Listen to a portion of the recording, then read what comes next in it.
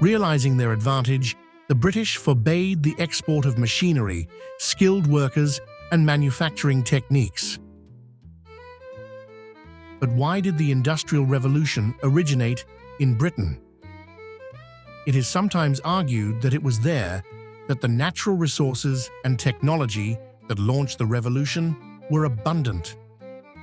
But Germany had more resources, and the Netherlands had a larger urban population.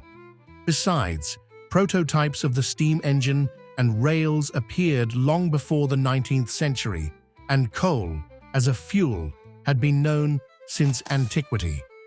There is no exact answer to this question, but the most suitable version is that some factors came together at the same time and place. By this time, there was a class of wealthy entrepreneurs in Britain who, unlike the European nobility, were used to doing business. The banking system was well developed at that time, where noblemen and entrepreneurs could easily borrow money to open their factories. The presence of a large number of potential labor force, rural residents, who were driven from their lands by aristocrats. The presence of a colonial empire that supplied raw materials and served as markets for British industry. All these factors came together at one time and place, opening a new era in history.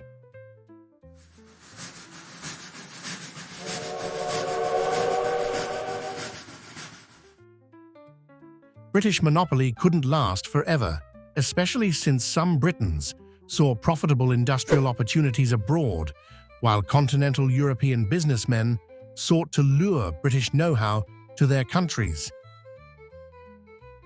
Industrial revolution started to spread across the Europe, what actually launched Second Industrial Revolution in 1860s all over the world.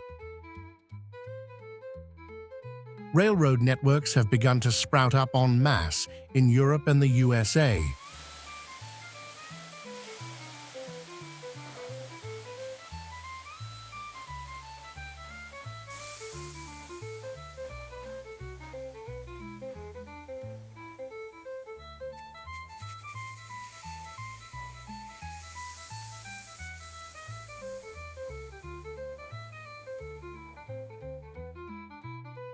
The railroads needed huge quantities of cheap steel. As a result of engineering searches, the Martin furnace was invented. Steel production began to grow enormously in USA and Europe.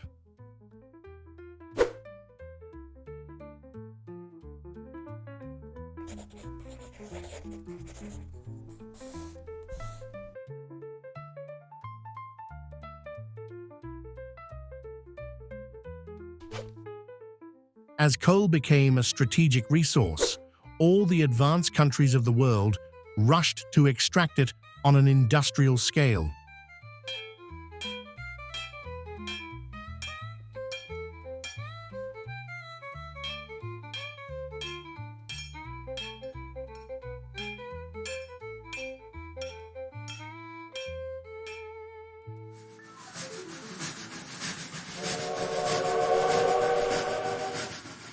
Pleased with the demand for steel, along with railroads, large iron bridges, the frameworks of large buildings, and ships began to be built.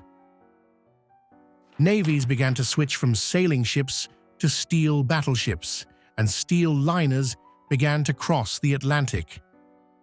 Despite significant overlapping with the old, there was mounting evidence for a new industrial revolution in the late 19th and 20th centuries.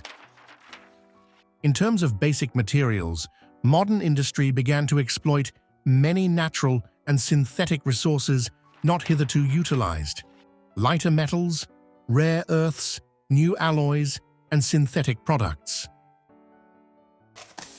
A new one emerged: the chemical industry, thanks to which the world saw vaccines, synthetic fertilizers, preservatives.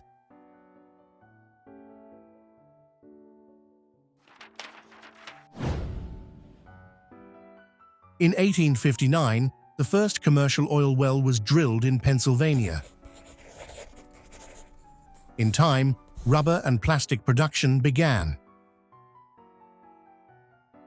1882, Thomas Edison opened first commercial power station. This station used to provide streets and buildings light in parts of Manhattan.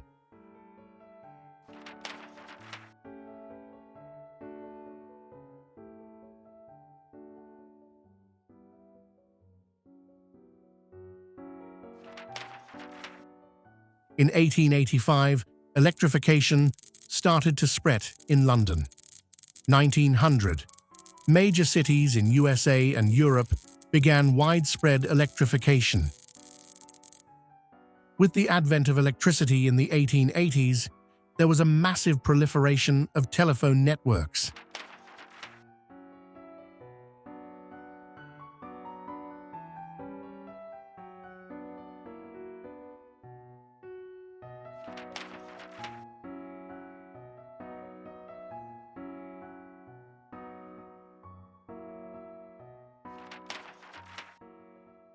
With the invention of the internal combustion engine, the world's first automobile appeared in 1886.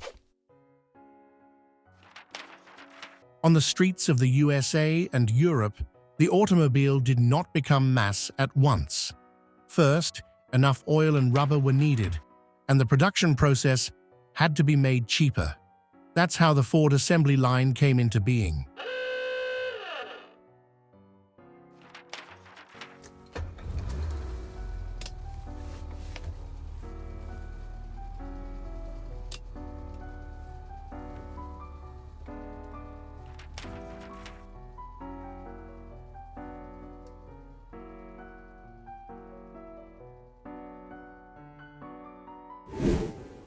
With the advent of quality concrete and heavy-duty steel structures, the greatest structures began to materialize. The Capitol Building, the Crystal Palace, Big Ben and House of Parliament, Brooklyn Bridge, Eiffel Tower, Grand Central Terminal. Here is a set of new and major products from this era.